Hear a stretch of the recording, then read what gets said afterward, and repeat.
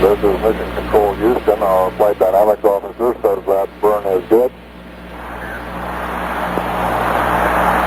I'll try again, Apollo 8. I say this is the thing that you're flying. All right.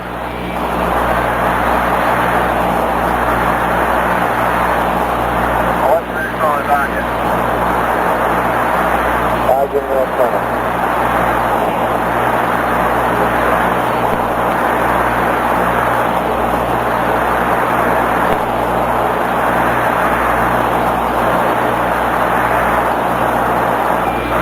At first convenient moment, we like to have the hygiene antenna. You got it. You're on the hygiene. All right.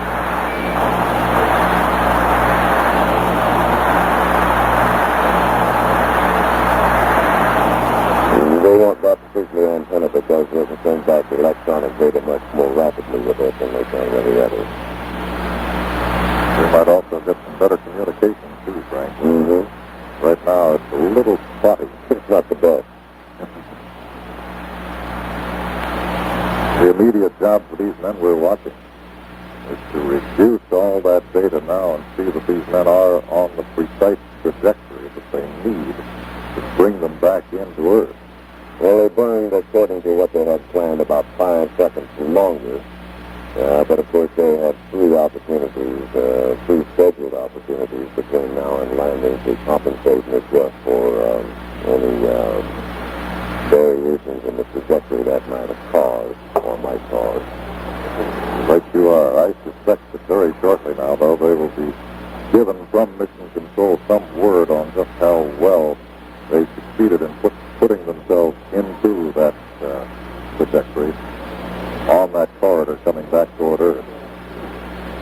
But the real danger zone is past. That's true.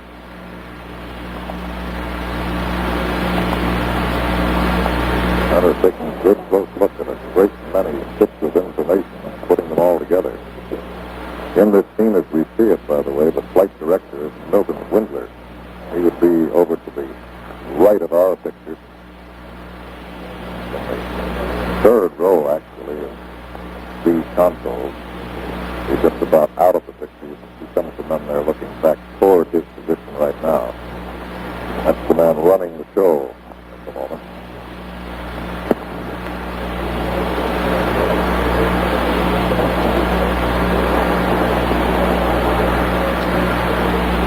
You mentioned a while ago that the men aren't tired. We know that. They have to be.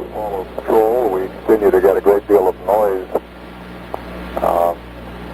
coming from our site at Honeysuckle, Australia. However, the pertinent information has been received, and that is that the maneuver, the transverse injection maneuver, was very close to nominal. Flight dynamics officer expressed his pleasure with it, and stand by. Here's a call to the crew. We do not have any data on the ground yet. Voice looks good.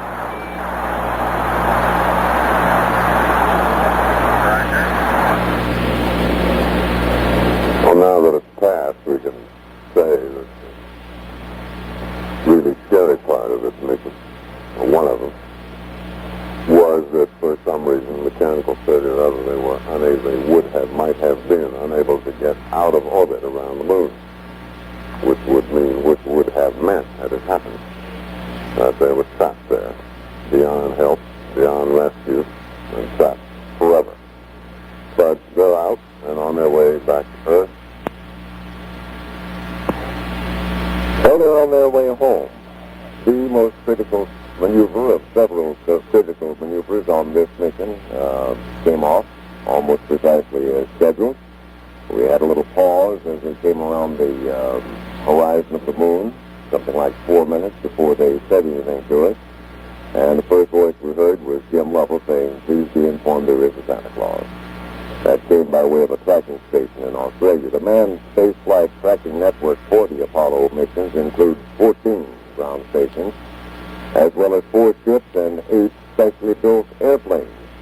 The network was developed by the space agencies throughout the Mercury and Gemini programs, and now represents an investment of about $500 million. One of the three prime ground tracking stations is located near Canberra on the southeastern corner of Australia, a city of about 80,000 people. The tracking station is located in the hills that surround Canberra, and it's called Honeysuckle Creek. Most of the 175 Australians who man the station get to work by automobile. Honeysuckle Creek is equipped with an 85-foot antenna, similar to the ones at the two other prime tracking stations, Goldstone, California, and Madrid, Spain. The long-range antenna are necessary for tracking the spacecraft at the lunar distances. Canberra and the other two prime stations have overlapping responsibilities once the Apollo gets beyond 10,000 miles. Two stations are always in contact with the spacecraft, except, of course, when it is on the far side of the moon. Tracking stations like Canberra communicate with and receive data from the spacecraft on the way to the moon while it is in lunar orbit and on its way back to Earth, as it is now. They relay and exchange information between the astronauts and Houston Mission Control, the Goddard Space Flight Center in Greenbelt, Maryland, acting as a switching center. Transmissions are made by satellite as well as land communications lines. Submarine cables serve as backup for the satellite. The computer system, now operating in Canberra and the other prime stations, can handle in 1 second enough information to fill a 500-page book. They're 500 times faster than the computers used in the first manned flight, the Mercury program. Honeysuckle Creek has been in operation since 1966, specifically designed to work the Apollo program. The space agencies use the Canberra area for tracking longer than that. About 15 miles from Honeysuckle Creek, across the Kangaroo Trails, there's another station. It's called a Deep Space Instrumentation Facility, which tracks flights of such spacecraft as Surveyor and the Lunar Orbiter. It lies in a valley which gives the station radio frequency shielding from interference, thus providing a almost noise-free atmosphere for good reception. That station doesn't have as powerful a transmission facility as Honeysuckle Creek, and so the data received there is piped by microwave to Honeysuckle Creek, which then transmits to Houston by way of the Goddard Space Center. The second station works closely with the Jet Propulsion Laboratory in California, and JPL has a resident engineer to act as technical advisor to the Australians who operate the station. Prime antenna at the second one is a big gauge, 85 feet in diameter. The structure stands 10 stories high and weighs about 600,000 pounds. The tracking equipment was updated for the Apollo program.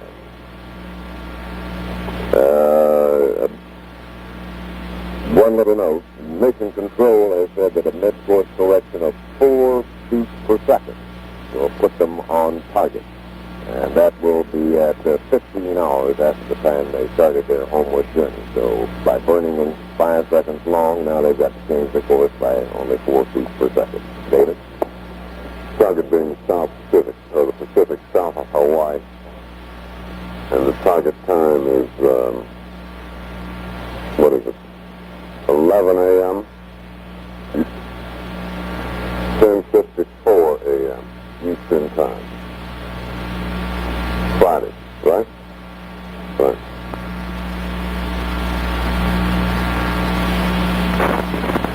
Constantly adding to a very impressive list of firsts, America's Apollo 8 continues its trailblazing mission in outer space. Astronauts Frank Borman, James Lovell, and William Anders have traveled faster than any other space explorer. They've traveled faster, and of course a lot farther. They're the first men to break out of the Earth's gravitational field, and they're the first men ever to lay eyes on the dark side of the moon.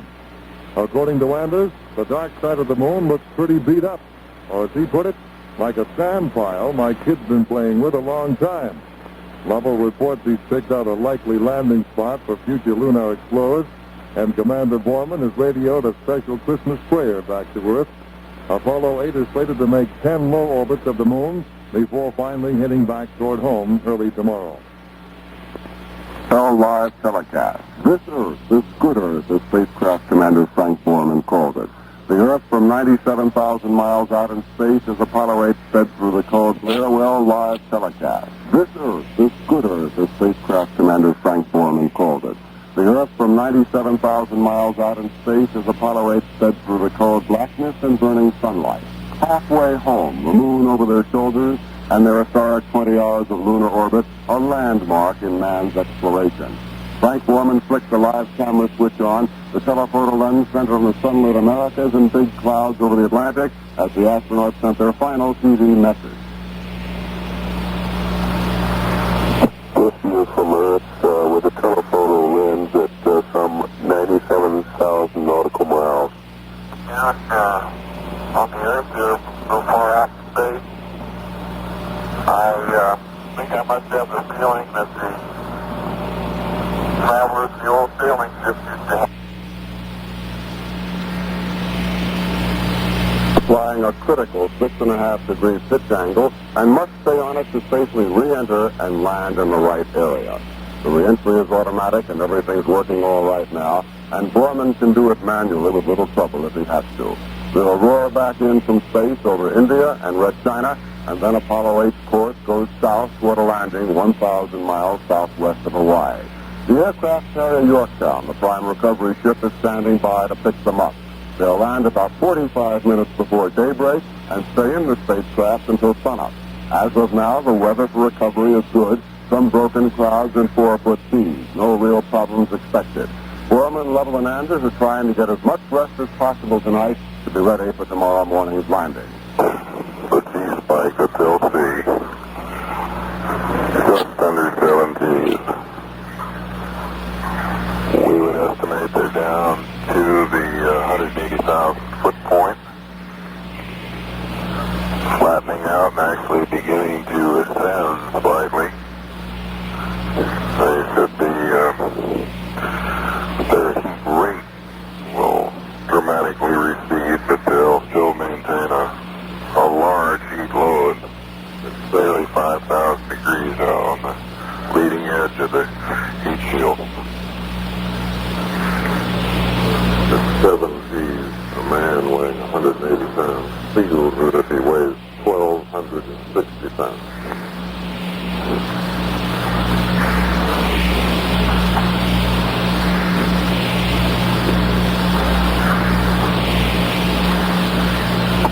Flight director notes that he hears some keying coming, as in Morse code keying, and he's wondering as to the source of it. 146 hours, 48 minutes.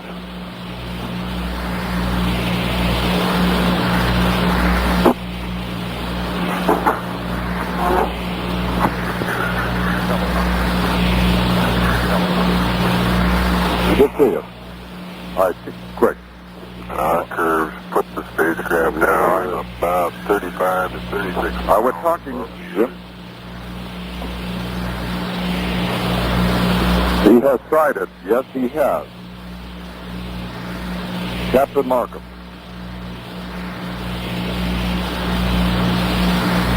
At 9 degrees north, he has sighted.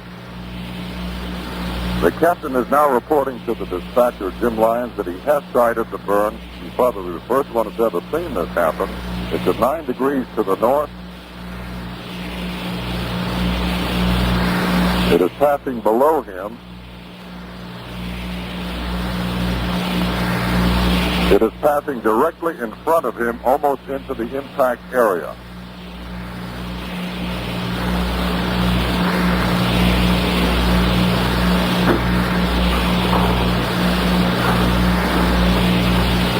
They are passing into an area of cumulus buildup directly in front of the aircraft. It's really a beautiful sight.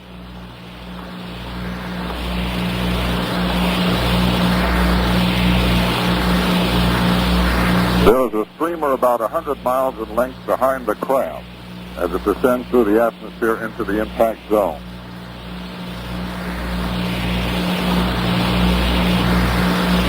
The captain thinks it can be seen within 5 or 1,000 miles of his own range, and he is up at 35,000 feet directly abreast of the recovery zone.